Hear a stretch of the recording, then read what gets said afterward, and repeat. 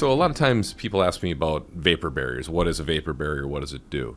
It's twofold, really. The vapor barrier is the white facing that goes on the outside of the insulation. So it can be called facing, or it can just be called the vapor barrier. Essentially, the purpose of it really is twofold. One, it prevents air movement going through the insulation, and two, it prevents vapor from permeating both from the interior to the exterior and from the exterior to the interior.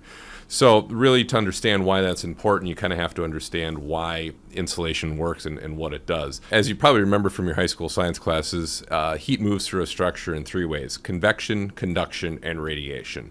So insulation stops radiation just by slowing down that process of moving the heat from the interior of your building to the exterior. Insulation is very fluffy, it's full of air, that slows down that process. The other one, as far as conduction, insulation also slows that down, where it stays between the steel of the interior of your building and the steel on the exterior of your building. So it's like a thermal break between there. If you think like thermal breaks in your window, why they have those in there, same purpose as far as insulation goes. Now, convection is another item where you will have air that actually wants to move from a higher pressure to a lower pressure, and you also have air that wants to move around in the building due to different cold areas inside the building. So what this does is this prevents the air from moving through it to get inside your walls, therefore changing around and causing inefficiencies, the warm air from moving out.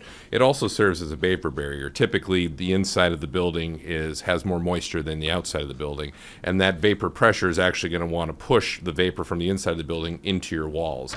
This actually prevents that from doing that, because then if you push that vapor inside your walls, you can get condensation issues where that warm, moist air meets the exterior cool steel of the building. So the vapor barrier is very important.